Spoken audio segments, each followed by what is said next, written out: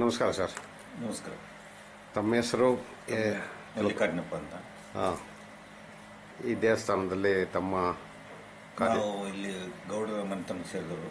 ಹಾಂ, ಇದು 150 ವರ್ಷ ಹಿಂದಿನ ಇತಿಹಾಸ. ಇದು ಹಾಂ, ಹಿಂದೆ ಮುದ್ದೇಗೌಡರ ಕಾಲದಲ್ಲಿ ನಡೆದಿರ್ತಕ್ಕಂಥದ್ದು. ಇದು ಹಾರ್ನಳ್ಳಿ ಶಿವಲಿಂಗ ಜಯರ ಆಶೀರ್ವಾದದಿಂದ ಇಲ್ಲಿ ಮೂಲತಃ ನೆಲೆಸಿರೋದು. ಅಮ್ಮನವ್ರು ಬಂದು ಅವರು ಅಮ್ಮನವ್ರು ನೆಲೆಸಿದ ಮೇಲೆ ಗುರುಗಳು ಒಂದು ದಾರ ಕೊಟ್ಟರು. ಅಮ್ಮನವರ ಒಂದು ವರ್ಷಕ್ಕೊಂದು ಸಾರಿ ಅಮ್ಮನವ್ರ ವಿಗ್ರಹ ಮಾಡಿ ಈ 9 ದಿವಸ ಇಟ್ಟು ವಿಸರ್ಜನೆ ಮಾಡಿ ಅಂತ ಅಮ್ಮನ ಈ ಅಳತೆ ಪ್ರಕಾರದಲ್ಲಿ ಮಾಡಬೇಕು ಅಂತೇಳಿ ಒಬ್ಬರು ಆಚಾರನ ಇಟ್ಕೊಂಡು ಮಾಡಿ ಅಂತೇಳಿ ಗುರುಗಳು ಆಶೀರ್ವಾದ ಮಾಡಿ ಕೊಟ್ಟಿರ್ತಕ್ಕಂಥದ್ದು ಹಾರ್ನಳ್ಳಿ ಶಿವಲಿಂಗ ಜಯರು.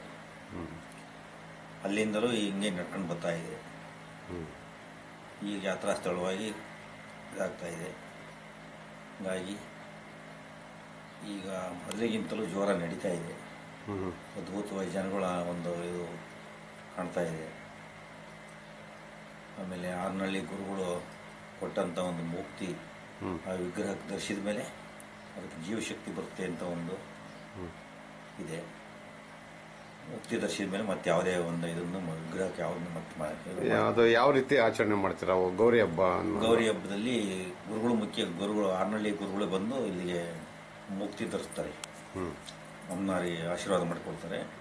ಮುಕ್ತಿ ಧರಿಸಿದ ಮೇಲೆ ಇಲ್ಲಿ ಬಾವಿ ಹತ್ರಲ್ಲೇ ಅಮ್ಮನವರ ವಿಗ್ರಹ ಮಾಡೋದು.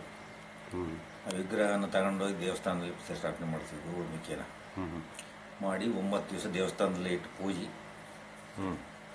10ನೇ ದಿವಸಕ್ಕೆ ಊರಿನಲ್ಲೆಲ್ಲ ಉತ್ಸವ ನಡೆದು ಸಾಯಂಕಾಲ 5 ಗಂಟೆ 6 ಗಂಟೆಗೆ ವಿಸರ್ಜನೆ, ಬಾವಿ ದೊಡ್ಡ ಕಲ್ಯಾಣಿಯಲ್ಲಿ ವಿಸರ್ಜನೆ ಆಗುತ್ತೆ. ಮಹಾ ಅನ್ನದಾಸೋಹ ನಡೆಯುತ್ತೆ 10 ದಿವಸದಲ್ಲಿ. ಈ 365 ದಿವಸಲು ದಾಸೋಹ ನಡೀತಾ ಇದೆ.